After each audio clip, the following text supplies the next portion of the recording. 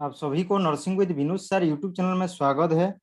आज हम देखेंगे मेडिकल सर्जिकल नर्सिंग का इम्पोर्टेंट गोल्डन पॉइंट्स जो Orissa triple SC nursing officer 2022 के लिए इम्पोर्टेंट है। जो 11th नंबर क्लास है, ये किसी भी नर्सिंग ऑफिसर रिक्रूटमेंट एग्जामिनेशन के लिए इम्पोर्टेंट है। So before starting of today's session, your future always depends on what you have done today. So let's come back to the first important golden points. पहला golden points क्या है?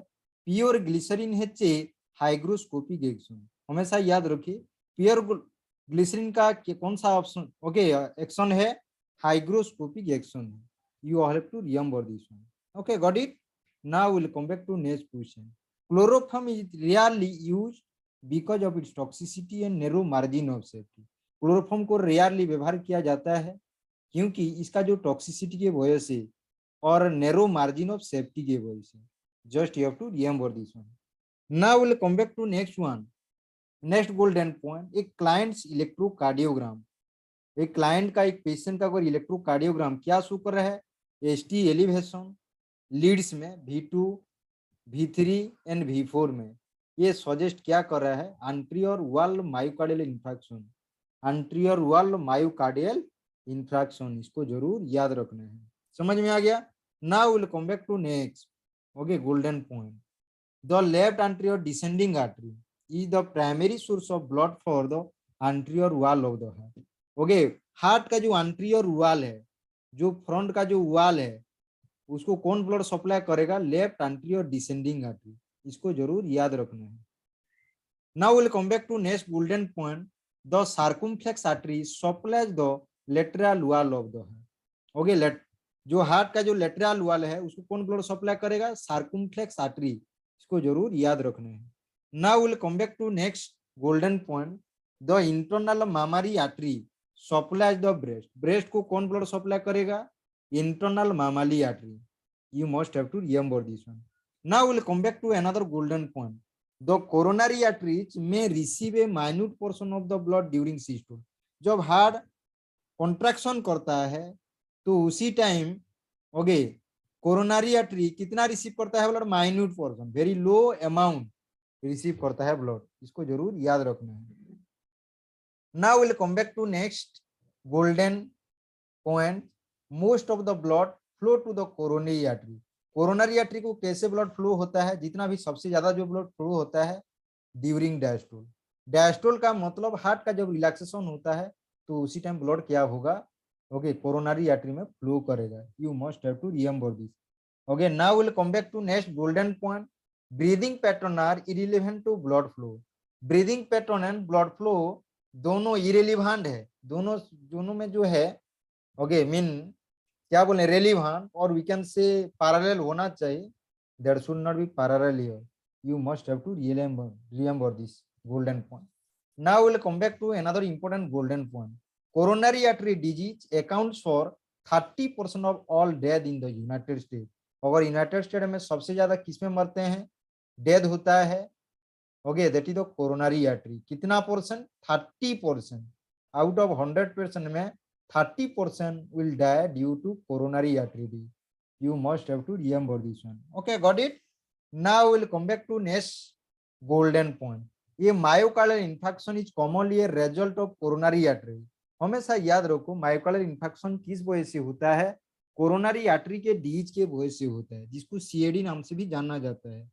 Myocardial infection जिसको AMI बोल के भी बोला जाता है, that occur due to coronary artery disease और CAD you can say here. Now will come back to next golden point. Atherosclerosis और plaque formation is the leading cause of coronary artery disease. Coronary artery disease होने के लिए leading cause कौन सा होगा? Mean coronary artery में क्या form होगा? एथेरोस्क्लेरोसिस। इसका मतलब प्लेक फॉर्म होगा। और एथेरोमा फॉर्म होगा, जिसकी वजह से क्या होगा? Blockage of the coronary artery होगा। Mean myocardium of the heart will not get the sufficient amount of blood due to the blockage blockage of the coronary artery. You must have to remember this one. Okay, got it. Now we'll come back to next golden point, in atherosclerosis hardened blood vessel can not dilate properly. हमेशा याद रखो atherosclerosis में क्या होता है, जो blood vessel रहता है वो हार्डन हो जाता है, जिसके वजह से डायलेट नहीं हो पाता है। ओके, वो जो ब्लड फ्लो होना चाहिए ओके वो कॉन्स्ट्रिक्ट हो जाएगा। ओके, और ब्लॉक ऑक्सीजन ट्रांसपोर्ट। ओके, जिसके वजह से क्या होगा, ट्रांसपोर्ट ऑक्सीजन ट्रांसपोर्ट ब्लॉक हो जाएगा। Okay, that's why okay the heart muscle will not get the sufficient amount of oxygen resulting in angina. You must have to remember this one. okay, समझ में आ गया, angina पेन बोल के बोला जाता है और angina pectoris बोल के भी बोल सकते हैं। now we'll come back to next golden point. diabetic mellitus is a risk factor for coronary disease, coronary artery disease.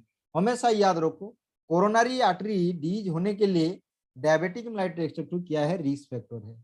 कैसे आप लोग कंट्रोल कर सकते हो, डाइट में, diet control, exercise and medication में डायबिटिक मेलाइटस को कंट्रोल कर सकते हो। So you have to remember this one. Okay, got it. Now will come back to another important golden point, cholesterol level about 240 milligram per DL. Cholesterol level अगर greater than 240 milligram per DL है तो हमेशा याद रखो excessive है, और जो coronary artery develop करने के लिए one of the important risk factor है। You must have to remember this golden point. This is very very important. Now we'll come back to next golden point. उसके बाद देखेंगे total cholesterol level below 240 milligram per DL considered के below बोल के बोला जाता है, जो नेशनली एक्सेप्टेड लेवल है।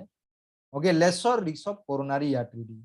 ओके, मीन सबसे कम चांसेस होता है कोरोनरी आर्टरी डिजीज डेवलप करने के लिए। Okay, so you must have to remember this one, this is also important golden point. Now we'll come back to next question. Okay, next golden points we can see here, a lipid panel test. किसी ने अगर आपको suppose someone will ask you about the lipid panel test, what are the lipid panel test? The amount of total cholesterol, low density lipoprotein, low density lipoprotein को bad cholesterol नाम से जाना जाता है। ओके, उसके बाद ओके कोलेस्टेरॉल, उसके बाद देखेंगे high density lipoprotein cholesterol. High density lipoprotein cholesterol को गुड कोलेस्टेरॉल बोल के बोला जाता है। एंड ट्राइग्लिसराइड लेवल, ये जितना सारा बोला गया that will include about the lipid panel test. Okay, this is one of the important golden point for the forthcoming nursing officer recruitment examination. Now we'll come back to next golden point, sublingual nitroglycerin. Okay, mean sublingually अगर nitroglycerine देते हैं जिसको भासोडायलेटर बोल के ही बोल सकते हो, और यू कैन से नाइट्रोग्लिसरीन इसका जो ड्रग्स का क्लासिफिकेशन है नाइट्रोस्टाट बोल के बोला जाता है। अगर सबलिंगुअली दिया जाएगा तो क्या होगा, ये एक्यूट एंजाइना पेक्टोरिस को ट्रीट करेगा, एंजाइनल पेन को ट्रीट करेगा। Okay, you must have to remember this because this will act as a vasodilator, this will act as a vasodilator, you must have to remember this one. Now will come back to next, देखेंगे important golden point, coronary artery bypass surgery, percutaneous transluminal coronary angioplasty are invasive surgical treatment for coronary artery disease. Coronary artery disease का treatment कौन कौन सा particular surgery किया जाता है? Number 1 coronary artery bypass graft, okay CABG बोल के बोला जाता है। उसके बाद परक्यूटानियस ट्रांसलुमिनल कोरोनरी एंजियोप्लास्टी, ये भी इंपोर्टेंट ओके सर्जरी है जो कि इन्वेजिव है, surgical treatment for coronary artery disease. This is one of the important okay golden point, just you have to remember this one. Now will come back to next important golden point, an electrocardiogram. हमेशा याद रखो जो graph paper रहता है उसको electrocardiogram बोल के बोला जाएगा, और जो ग्राफ मशीन जो ईसीजी मशीन रहता है उसको इलेक्ट्रोकार्डियोग्राफ बोल के बोला जाता है। Okay, showing ST elevation in lead, अगर ST elevation lead second, lead third and AVF, okay AVF mean augmented vector foot बोल के बोला जाता है। ये क्या सजेस्ट करता है, राइट कोरोनरी आर्टरी में ऑक्लूजन हुआ है बोल के, इसको भी जरूर याद रखिए, this is also very very important. ये लीड सेकेंड एंड थर्ड इसको लिमिट्स बोल के बोला जाता है। एवीएफ जो है ये एवीएफ ऑगमेंटेड वेक्टर फूड बोल के बोला जाता है, इसका मतलब ये ऑगमेंटेड लीड है। ये क्या सजेस्ट करेगा, इसमें आप लोग जब देखेंगे whenever you will see that ECG paper or electrocardiogram, at the same time you will see ST elevation. What you will say here, ST elevation, which will suggest occlusion of okay right coronary artery. You must have to remember this one. Okay, got it? Now we'll come back to another important golden point. Right coronary artery supplies the right ventricle. Right coronary artery किसको blood supply करता है? Right ventricle को. और the inferior portion of the heart. Inferior का मतलब नीचे, inferior mean नीचे, below. Superior का मतलब above. Okay, you must mean upper part and inferior का मतलब lower part. You must have to remember this one. Okay, this is one of the important golden points. Now we'll come back to next golden points. We'll see the most common symptom of myocardial infarction. Okay, myocardial infarction का most common symptom क्या होगा? Number 1 chest pain. Okay, हमेशा याद रखो chest pain जो होगा, okay, जिसके वजह से आपको पता चलेगा ये मोस्ट कॉमन सिम्टम है. जिसके वजह से क्या होगा? Okay, deprivation mean lack of oxygen to the heart. अगर हार्ट को मीन मायोकार्डियम को ओके ब्लड सप्लाई नहीं होता है, इसका मतलब ऑक्सीजन सप्लाई नहीं होता है, जिसके वजह से क्या होगा? मायोकार्डियल इस्चेमिया होगा. And myocardial ischaemia leads to myocardial infarction. You must have to remember this one. Myocardial infarction leads. Okay, you must have to remember this condition. Now we will come back to next golden point. The correct landmark for obtaining apical pulse. Apical pulse आप कहाँ पर देखेंगे? correct landmark कहाँ पर है? Left fifth intercostal space in the mid clavicular line. यहाँ पर आपको क्या पता चलेगा? apical pulse पता चलेगा. Just you have to remember this one. This is very very important. Okay, got it? Now we'll come back to next golden point देखेंगे. The apex of the heart is the point of maximal impulse. Okay, point of maximal impulse को you can say PMI बोल के भी बोल सकते हो. PMI point of maximal impulse जो होता है, ओके, हार्ट मीन हार्ट का जो एपेक्स है वहां पर होता है. ओके, ये heart sound sir, okay, heart loudest, सबसे ज्यादा हार्ड साउंड आपको सुनने को मिलेगा. You must have to remember this. Okay, got it? Now we'll come back to next golden point. The sequence for cardiopulmonary resuscitation. Cardiopulmonary resuscitation का मतलब CPR. CPR का sequence क्या होगा? CAB होगा. पहले आपको कंप्रेशन करना है, उसके बाद एयरवे क्लियरेंस करना है, उसके बाद मेंटेनेंस ऑफ ब्रीदिंग पैटर्न करना है. ओके, पहले क्या होता था? पहले एयरवे क्लियरेंस करो, उसके बाद ब्रीदिंग मेंटेनेंस करो, उसके बाद कंप्रेशन करो. सो आज का डेट में CAB करना है. You must have to remember this. Okay, got it? Now we'll come back to next important golden point. Chest compression depth of on an adult should be at least 2 inches. Okay, chest compression के दौरान जो depth रहेगा adult का, okay, at least कितना inch होना चाहिए? 2 inches होना चाहिए. You must have to remember this. Okay, got it? Now we'll come back to next golden point. Okay, trained rescuer should also provide CPR with a compression to ventilation ratio. Compression to ventilation ratio कितना रहेगा? 30:2 रहेगा. Okay, this is very very important. ये question आने वाला है forthcoming nursing officer recruitment examination के लिए. जिन्होंने वीडियो को लाइक नहीं किया तो जरूर लाइक करिए, शेयर करना मत भूलिए. Now will come back to next golden point. The outer most layer of the heart is called epicardium बोल के बोला जाता है, और you can say pericardium. Okay, you must have to remember the outer most layer heart का क्या बोलेगा? Epicardium और पेरिकार्डियम बोल के बोल सकते हैं. Now will come back to next. Epicardium is made up of squamous epithelial cell. ये टिश्यू का एक तो जरूर क्वेश्चन आएगा. डिफरेंट टाइप्स का टिश्यू आपको देखने को मिलेगा. जैसे ओके, फर्स्ट आ गया epithelial tissue, connective tissue, nervous tissue, muscular tissue. तो जो एपिथेलियल टिश्यू और कनेक्टिव टिश्यू का जरूर आपको क्वेश्चन पूछेगा. You must have to remember that one. Okay, उसको कौन ओवरलाइन करेगा? Connective tissue. Epicardium is made up of squamous epithelial cell, उसको जो ओवरलाइन करेगा connective tissue. You must have to remember this one. Now we'll come back to next golden point. Myocardium has striated muscle fiber. Myocardium में आपको कौन सा muscle fibre देखने को मिलेगा? striated. जिसके वजह से क्या होगा? हार्ट कॉन्ट्रैक्ट करता है. जिसके वजह से क्या होता है?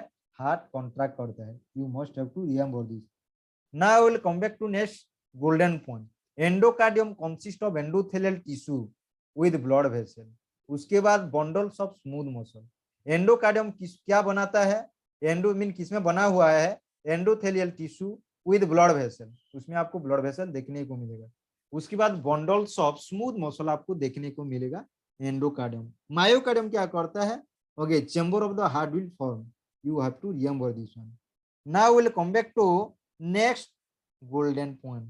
pulmonic sound can be ausculted at the left second intercostal space in the mid clavicular line. Pulmonic sound आपको कहाँ सुनने को मिलेगा? Ausculted at the left second intercostal space, left second intercostal space in the mid clavicular line. You will get the pulmonic sound. You must have to remember this one. उसके बाद देखेंगे next golden point. Abnormalities of the pulmonic valve are ausculted at the left second intercostal space along the left sternal border. Okay, mean left second intercostal space में सुनने को मिलेगा. You can listen or you can auscultate. Beside that, you can also auscultate in the left sternal border. स्टार्नम का जो left स्टार्नम का जो border है वहां पर आपको सुनने को मिलेगा. You can listen that one. Now will come back to next important golden point, aortic valve. Abnormalities are the heart at the second intercostal space to the right of the sternum. Sternum का right side में आपको aortic valve का okay, you can listen that sound. Okay, abnormality sound. Now we'll come back to next golden point, mitral valve. Okay, जो bicuspid valve को mitral valve बोल के बोला जाता है. Abnormality heart at the fifth intercostal space in the mid clavicular line. You must have to remember this one. Now we'll come back to next tricuspid valve, जिसको okay, जो right atrium में right ventricle में जो valve होता है उसको tricuspid valve बोल के बोला जाता है. इसका abnormality आप कैसे लिसन करेंगे? Third and fourth intercostal space along the sternal border. Third and fourth intercostal spaces में आपको सुनने को मिलेगा. You must have to remember this one. Now we'll come back to next important golden point. Troponin आई, इसके बारे में already मैं video डाल चुका हूं. अगर राइज होता है रेपिडली और detectable within 1 hour myocardial injury, तो समझ जाओ पॉजिटिव है बोल के, मैं मायोकार्डियल इन्फेक्शन है बोल के पता चल जाएगा. Okay, troponin I, you must have to remember this one. Now will come back to next important golden point, lactate dehydrogenase, जिसको एलडीएच नाम से भी जान सकते हो. LDH, you must have to remember this one. Okay, lactate dehydrogenase isoenzyme may be useful in diagnosing cardiac injury. Cardiac injury को diagnose करने के लिए लैक्टेट डिहाइड्रोजिनेज और एलडीएच का भी इंपोर्टेंट रोल है. Okay, you must have to remember this one. This is also important golden points. Now we'll come back to next measuring for an increase in troponin I. Troponin I और troponin T जो best indicator for determining myocardial injury. हमेशा याद रखो, troponin T है या troponin आई, ये दोनों best indicator है क्या डिटरमाइन करने के लिए मायोकार्डियल इंजरी या मायोकार्डियल इस्चेमिया को. You must have to remember this important golden points. Aortic valve malfunction, heard as murmur. Murmur sound आपको कैसे सुनने को मिलेगा? Aortic valve. Okay, aortic valve left ventricle और आयोटा में जो वाल्व रहता है उसको आयोटिक वाल्व बोल के बोला जाता है. माल फंक्शन, इसका मतलब काम नहीं कर रहा है, तो वो जो साउंड सुनने को मिलेगा that is the murmur sound.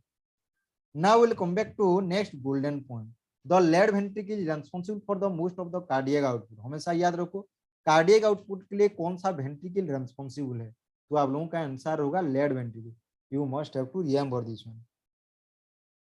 Thanks for watching. Okay, बहुत बहुत धन्यवाद आप लोग वीडियो देखने के लिए. ऐसे प्रैक्टिस करते रहिए, एक्सपीरियंस होगा, नॉलेज होगा, उसके बाद आपको जरूर सक्सेस मिलेगा. Thank you very much. Take care. See you tomorrow, another interesting session of golden points of all medical surgical nursing. Thank you very much.